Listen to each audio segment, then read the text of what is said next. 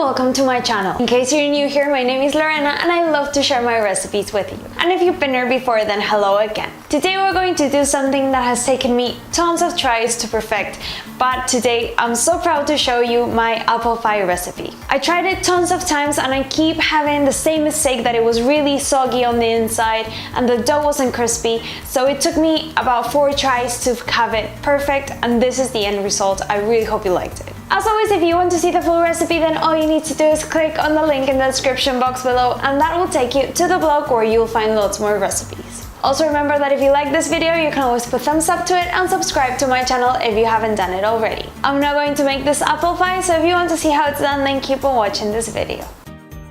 To start, we're going to make the dough, and you should be sick of me doing this type of dough by now because it's the same technique that we use for the galette and it's actually the same recipe, only that this time I doubled it because we have the dough on the bottom and also the dough on the top. If you don't want to do dough on the top but rather a crumble, then you can go ahead and use my apple crumble recipe for the top and just do half of the recipe for the dough.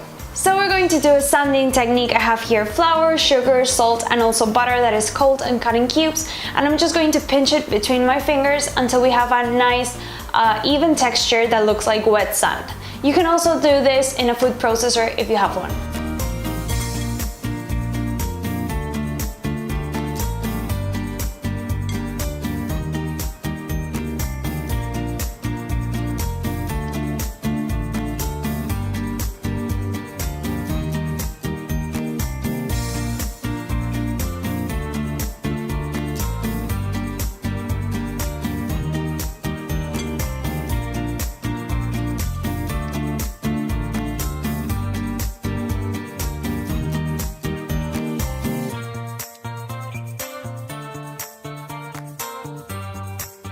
Once you have the sand ready, then you're going to add 2 eggs and also 2 tablespoons of water, and you're going to mix it with a spatula until it doesn't help you anymore, and then you can go ahead and finish mixing with your hands.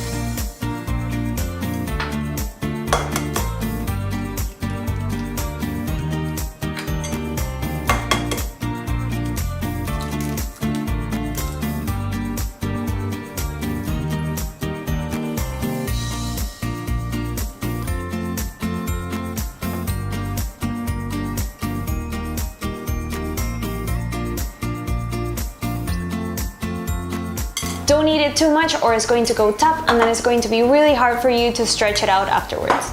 This dough is now going to rest for at least 30 minutes wrapped in cling film in the fridge.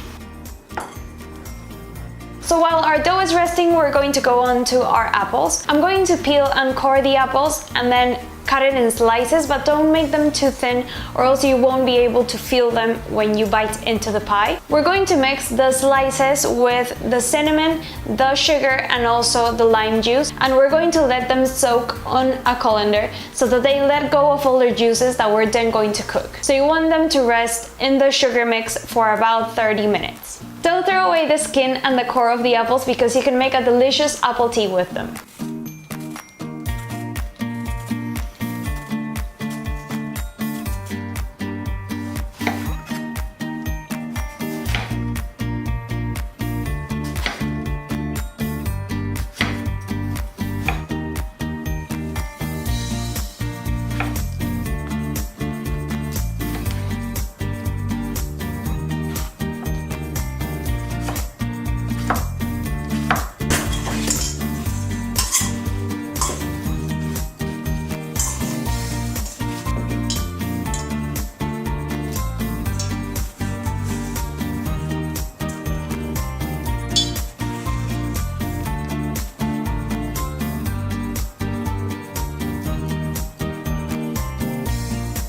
While the apples are starting to release their juices, we're going to stretch the dough for the base. You want to use about 3/4 of this dough because the rest is going to be for the top. When you're doing this for the first time, you want to make sure that you use a mold that is translucent because then you can see when the dough is golden at the bottom. And then when you know the times that it takes for your oven to get that done, then you can move on to maybe a mold that isn't translucent.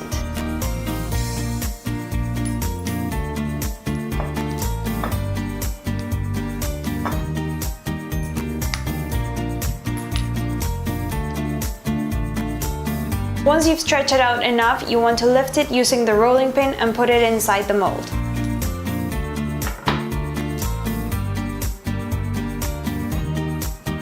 Make sure to lift the sides and push towards the inside so that you make sure that it goes all the way into the corners of the mold.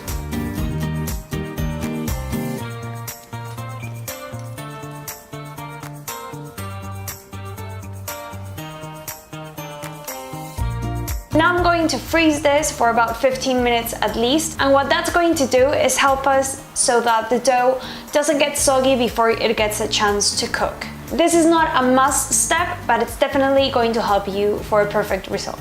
Okay, so the apples have now let go of a lot of juices. Depending on the apple that you use or the season even, you might get more or less juice.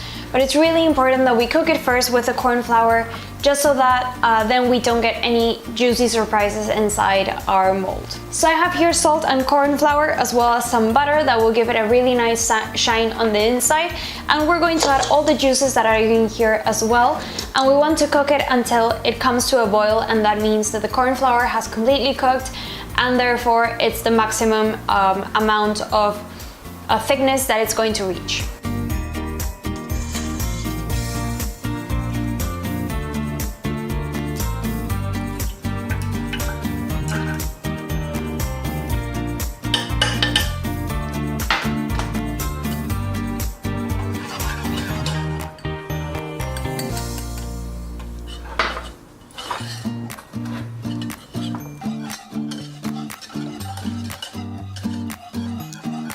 When we reach this point, we're going to mix it with the apples and let them cool down to room temperature before putting them inside our mold.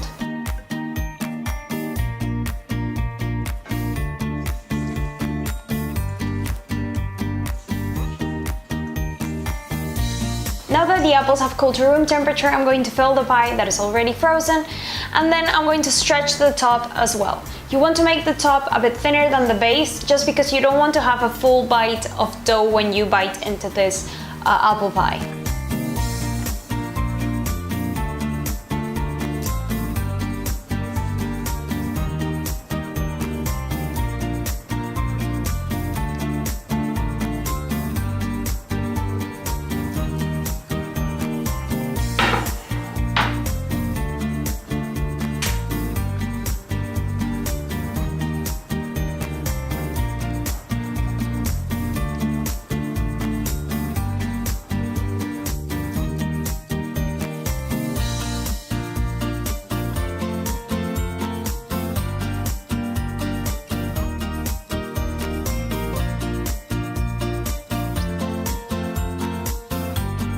When you put the top, you want to make sure that you make a few holes just to make sure that the vapor can come out instead of staying inside.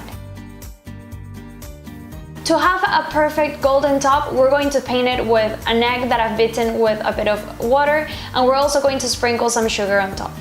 This is now going to go into a preheated oven at 180 degrees for about 40 minutes or up to an hour. You want to make sure that the bottom is golden like I said before, and if the top is golden before the bottom, then you want to put a bit of tin foil to cover it until the bottom is golden.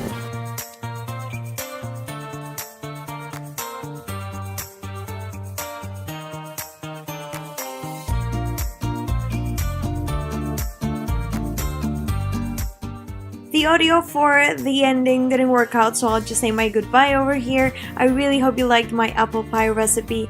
Give it a thumbs up and see you next time.